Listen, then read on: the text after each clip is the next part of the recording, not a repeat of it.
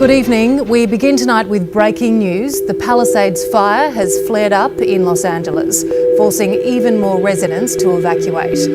Already, at least 11 people have been killed in the blazes and more than 12,000 structures damaged or destroyed. This is what firefighters are dealing with right now.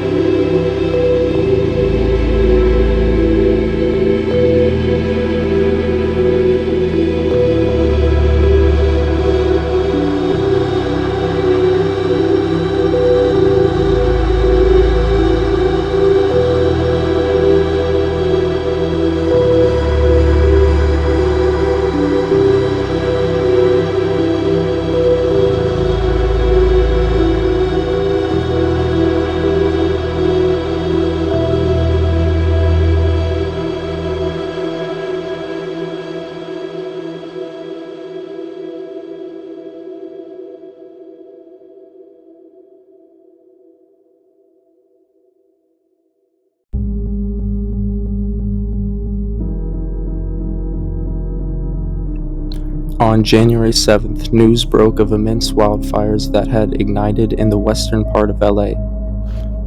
Instantly, people around the world tuned in to see videos and images of the raging flames devastating the Pacific Palisades and Malibu. Dramatic videos of brave firefighters doing all that they could to combat the flames began circulating alongside gut-wrenching videos of people losing their entire homes and lives. California, especially Southern California, is no stranger to wildfires. A combination of droughts, shifting climate, and water mismanagement has created an environment where fires seem ever present. However, the coincidences surrounding the recent LA fires are too blatant to ignore. When one understands the agenda and aims of the global elites, it becomes evident that coincidences are not coincidences at all. Unfortunately, it seemed that just as quickly as the fire started, anomalies surrounding the situation began to emerge. Independent journalists and news media reported that only a month prior, many insurance companies had cut fire damage coverage in that area. People instantly became suspicious about how insurance companies somehow knew that the region was too costly to insure for future fire damage. One of the largest grievances voiced by those affected was this very issue. Another quickly reported coincidence was that many fire hydrants ran out of water. Numerous firefighters reported that their hydrants were running dry or lacking the pressure needed to access water, making it incredibly difficult to combat and contain the flames. Reports indicated that the LA Water Chief was aware of the empty and broken hydrants as well as empty reservoirs. Governor Gavin Newsom has announced a private investigation to determine why the reservoirs were empty and the fire hydrants were broken. What Gavin Newsom has not spoken about, however, is how California has dumped 114 billion gallons of water into the Pacific Ocean this year. This practice has persisted for many years, and people have even sued the state of California to stop it. They won the lawsuit, yet California has not ceased its practice of dumping water into the ocean.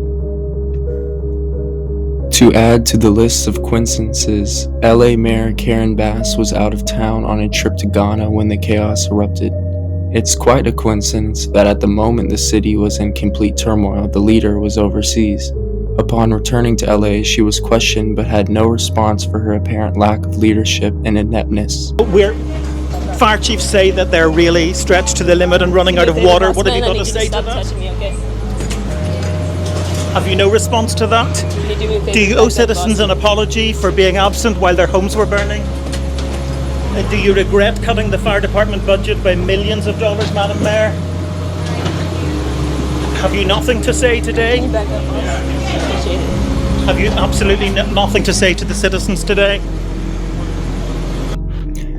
Adding to the growing number of supposed coincidences, Karen Bass had cut $17.5 million from the fire department budget, reallocating it towards homeless relief and the police force. This topic merits a different video in itself, but if one is not familiar with the homeless industrial complex, most of that money does not actually help homeless individuals.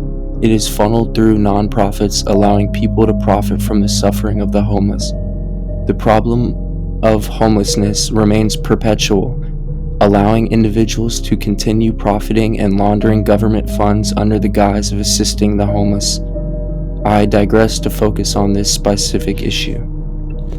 Not only is it odd, to say the least, that the mayor of LA would cut so much funding from the fire department, especially when the issue of climate change is likely to exacerbate fire risk. Gavin Newsom also cut $100 million worth of government aid for fire prevention, including funds used by the National Guard for vegetation management work to reduce the risk of fires igniting and spreading, as they did in this instance. Very quickly, figures from the Republican sphere of influence were eager to criticize the incompetence of the Democratic leaders.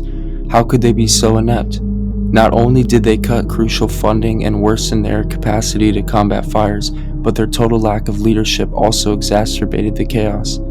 Conservative celebrities and even President-elect Donald Trump also criticized Gavin Newsom and the Democratic leadership for their incompetence. So isn't this the crux of the situation? Incompetence and greed leading to the destruction of lives? Yet, with a discerning eye, this multitude of coincidences and past events resembling this one should raise red flags for anyone seeking the real truth. In an ironic twist of fate, a video recently surfaced of President Barack Obama and Donald Trump laughing together at Jimmy Carter's funeral around the same time. Barack Obama has called Donald Trump a massive threat to democracy, likening him to Adolf Hitler. Donald Trump has accused Barack Obama's wife of being a transgender and called him the creator of ISIS. For two men who pretend to hate each other, it is painfully obvious that they share more in common than they do with the rest of the public. It is tragically sad that humanity continues to fall for the left-right paradigm. Black and white, red and blue, left and right. Pick a side and defend it because the opposing side is morally wrong. Yet no one stops to consider whether a larger agenda or a more significant goal is at play. History has shown us that when a nation is divided, it becomes easy to control and conquer. The mainstream media has done an exceptional job programming Americans to believe that they are vastly different from one another. Political divisions and nuanced issues are weaponized to divide the populace. America has become so brainwashed that many individuals were actively suggesting that the destruction of LA was an act of God punishing such a vile city. One must consider that perhaps the people in power are not incompetent, but rather colluding in active sabotage for a greater cause and a more extensive agenda. As the fires raged, reporting on Democratic incompetence circulated online, with some websites even pointing out how, quote, wild conspiracies were being circulated, that this was an orchestrated plan to usher in the creation and implementation of a smart city. Yet, when LA was named for the host of the 2028 Olympics, officials also announced that they were pursuing a complete overhaul of the infrastructure to transform it into a smart city. I am completely unaware what caused the fire, but the probability of a fire starting from hurricane-force winds outside of the fire season, I imagine, is very, very low, even with the shifting climate. When I put in all the variables into a AI language model, it calculated that this specific event is estimated at less than 1% of all fire events in the past, making this one of, if not the most historical anomaly. Anyone familiar with the World Economic Forum, a blatant front for the global elites, should be aware of their annual meetings and televised press conferences where they discuss plans and agendas for the future of humanity. And the title of this session, Are we ready for a new world order? But can you imagine that in 10 years when we are sitting here, we have an implant in our brains And I can immediately feel, because you all will have implants, and we measure your brain waves. Are now hackable animals. You know, the whole idea that humans have, you know, they have this soul or spirit and they have free will and nobody knows what's happening inside me. So whatever I choose, whether in the election or whether in the supermarket, this is my free will, that's over. Seeing that person commit the crime, even though that person's utterly innocent, that it becomes a planted memory. And so there's some really interesting research that we can plant false memories in the brain. And in a different context, one of the emerging areas that's really interesting in law neuroscience is pain detection. And once we understand the circuitries that cause pain, I guess the question is, could we then instill pain and use that in many coercive measures in the legal system as well? So. Wow, that's amazing. AI governance and the implementation of smart city technology are at the forefront of their goals. Even so-called savior Donald Trump has revealed his own plan for smart cities, which he ironically rebranded as Freedom Cities. A smart city and a freedom city are essentially prisons. Many Americans criticize the authoritarian regime in China for its use of social credit scores and pervasive government surveillance. Yet, when their leaders openly discuss similar measures, they remain silent.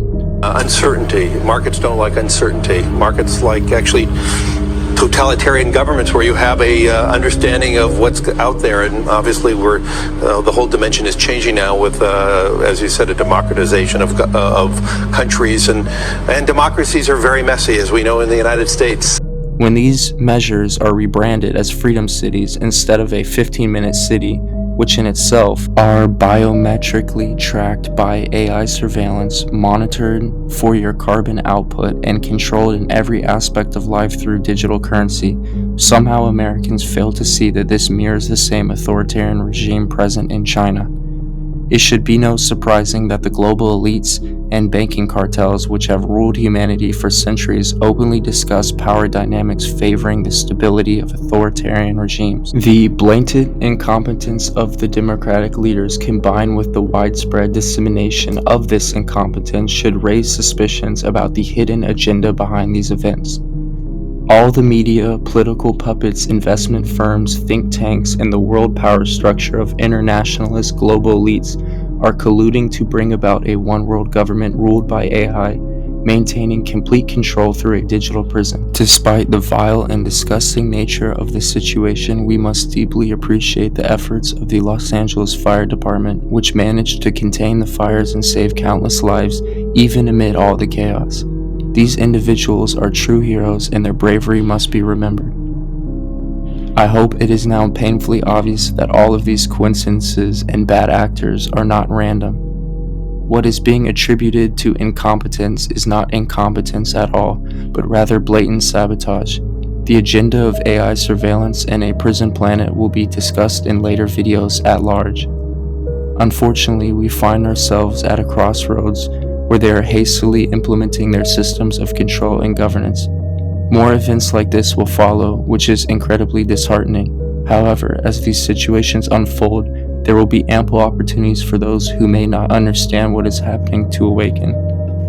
Although this message paints a sad picture, it is not meant to disseminate fear and depression. If humanity can wake up to the systems of control that are being placed around it, it may build a better and harmonious future for all of us. The ruling elites and globalists are terrified of their power structure being unmasked and overthrown. They know humanity has all the power in their hands to create a better future for us and the planet, and they are terrified of that. It is our goal and the human family's goal to not be manipulated by division and hatred against each other. Humanity must come together in love, because love is something that these people know they cannot control. The situation with the water, obviously, in the Palisades ran out last night in the hydrants. I was talking to the firefighter in this block. They left because there was no water in the hydrant here. The local folks are trying to figure that out. I mean,